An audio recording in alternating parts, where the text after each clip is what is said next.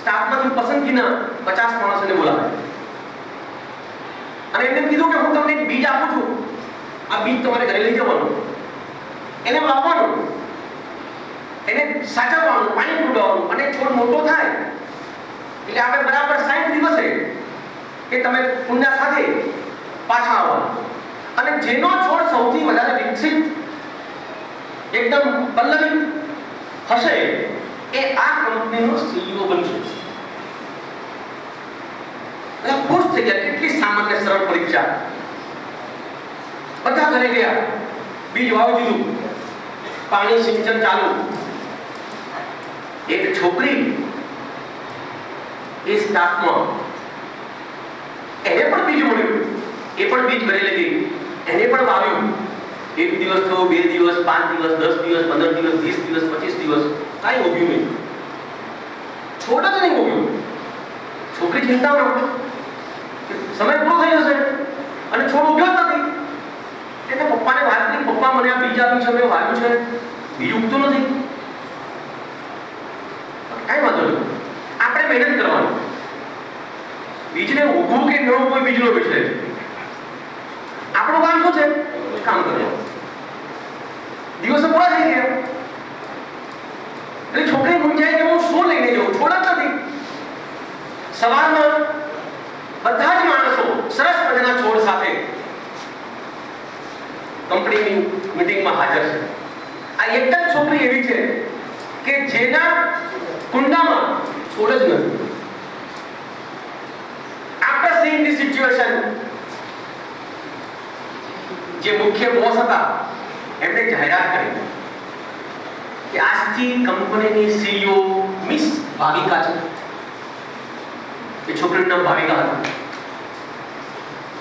એટલે બાકીના 49% વિચારો આટલો છોડ આટલો સરસ છે, આટલો સરસ અંકુરિત છે, પલ્લવિત છે, આપણને કેમ સીઈઓ તરીકે પસંદગી ના કરીને આ છોકરીને કરી? અને પછી જે જવાબ મળ્યો ને એ સાંભળવા જેવું છે. કંપનીના માલિકે કહ્યું કે માય ડિયર ફ્રેન્ડ, મેં તમને જે બીજ આપેલા એ ગરમ પાણીમાં નાખીને ઉકાળી નાખીને તમને આપેલા, એ ક્યારે ઉગવાના નહોતા. તમે ઉગાડ્યા કેવી રીતે?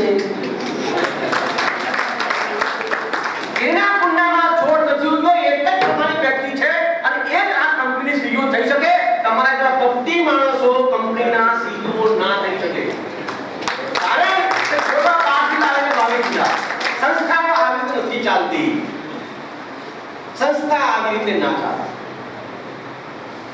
એના માટે ઈમાનદારી, નૈતિકતા અને વફાદારી જોઈએ. જિંદગીમાં મુશ્કેલીઓ કોઈ મોકલતો નથી, આપણે ક્રિએટ કરીએ છીએ, આપણે સર્જન કરીએ છીએ.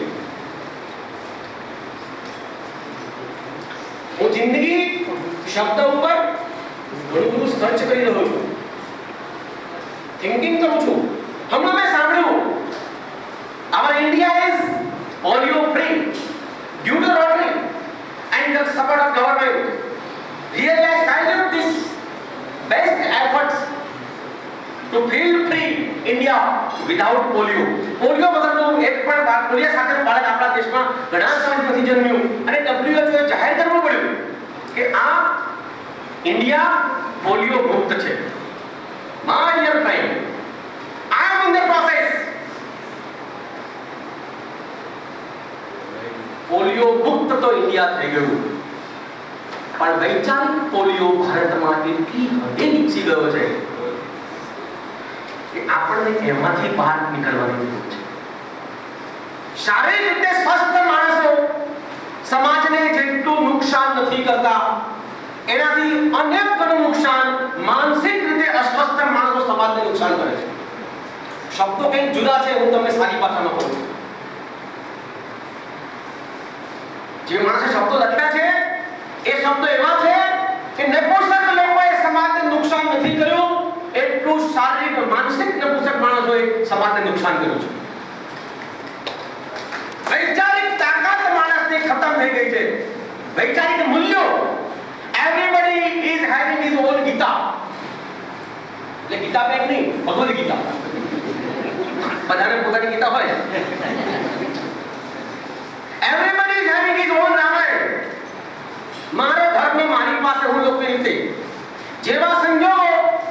એવી ચોપાઈ લખીને આપવાની આપણે. કારણ કે મારે સમાધાન મારા મગજ સાથે જ કરવાનું છે, બીજા જોડે નહીં. મારે સમાધાન મારા મગજ સાથે કરવાનું છે. અને જ્યારે જીવનમાંથી મૂલ્યોનો હાસ થાય ત્યારે મુશ્કેલીનું સર્જન થાય. મૂલ્યો જ્યારે ઘસાય, આપણી બેનની કોઈ બેઇજ્જતી કરે તો આપણને જરા પણ ના ગમે, પણ આપણે બિંદાસ પાછા કરીએ. બિંદાસ. ક્યાં છે આપણી વેલ્યુ, ક્યાં છે આપણી નિષ્ઠા? સમાજને આ નિષ્ઠાની જરૂર છે. જો વૈચારિક પોલિયો નીકળી જાય ને તો નરેન્દ્ર મોદીનું કામ 90% પૂરું થઈ જાય. એક જે મિશન સાથે નીકળ્યા છે ને એ 90% કામ પતી જાય. This is the achievement.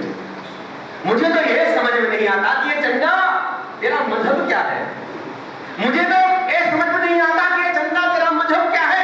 Eid के दिन भी तेरी पूजा होती है, करवा चौथ के दिन भी तेरी पूजा होती है. समझा तो सही मुझे कि तेरा मजहब क्या है. अभी तक मैं नहीं समझ पाया कि चांद का मजहब क्या हो सकता है. ईद के दिन भी उसकी पूजा होती है, ईद उसको देख के ईद मनाई जाती है, और करवा चौथ भी उसको देख के ही मनाई जाती है. कहां है मजहब? जिस मजहब को लेकर के हम लोग झगड़ते हैं. मंगल पर जीवन केवू हसे साइंटिस्ट मत जे. मैं अशोक भाई ने मैसेज કર્યો મને કે પોઈન્ટ મોકલાવો. મેં કો માય ડિયર ફ્રેન્ડ મેસેજ કદાચ પાઠવા મળશે તમને કે મંગળ પર જીવન છે કે નહીં એ મારો વિષય નથી. સાયન્ટિસ્ટો મહેનત કરે છે, પણ મારા અને તમારા જીવન મંગળ છે કે નહીં એ શોધવાનો વિષય મારો છે. હું ક્યાં મહેનત કરું છું. મારે તમારા જીવનમાં મંગળ છે કે નહીં, I am trying to find out that point. કદાચ મંગળ પર જીવન છે ભળી જશે, મને તમને ફાયદો નહીં થાય. हो सकता है મિત્રો. બોલવા ટેવાયેલો છું. હું એવું સમજુ છું, દ્રઢપણે માનું છું કે જીવનમાં અમલમાં મૂકેલી વાતોની જ અસર થતી હોય છે, ખાલી ઉપદેશની અસર થતી નથી. એક નાનકડો કિસ્સો તમારી સાથે શેર કરીને હું મારી વાણીને આપી દઈશ. ફેસબુક એટલે બહુ જ નજીકનો આપણો સાથી. અત્યારે ફેસબુક વગર ના ચાલે. એ તો જોઈએ રાત્રે સુતી વખતે બધાને ગુડ નાઈટ કે બાજુ પત્ની સુતી હોય એના બધા મેસેજ કરી દો. Good night my dear friend, come back, someone is beside you and she is waiting for your message. Mobile and automobile both are dangerous for today's society. મોબાઈલે જેટલું નુકસાન કર્યું છે એટલું ઓટોમોબાઈલ નુકસાન કર્યું છે. અને આ બંને સમાજની પ્રતિષ્ઠા બની ગઈ છે. મોબાઈલ હોવો એ પ્રતિષ્ઠાની પણ કઈ કંપનીનો છે એ પાછો હોવો એ મહત્વનું. અને જ્યારથી ટચ સ્ક્રીન આવી ત્યારે લોકો હાર્ટ ટચ કરવાનું ભૂલી ગયા, બંધ થઈ ગયું. મોબાઈલ એન્ડ ઓટોમોબાઈલ, ગાડી પણ પાછી એમાં કેવી, અને મારા પડોશી પાસે મોડલ નામ હોવું જોઈએ. We people are having this kind of mentality. I want to share one thing.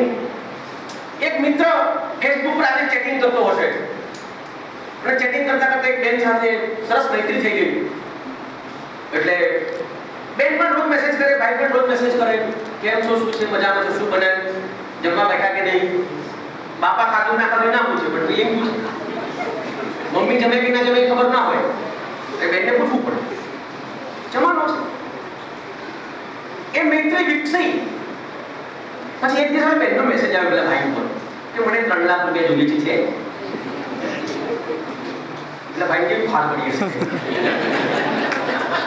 એટલી વાતો છે ને, અનુભવ થાય તો જ સમજાય, બાકી ના સમજાય.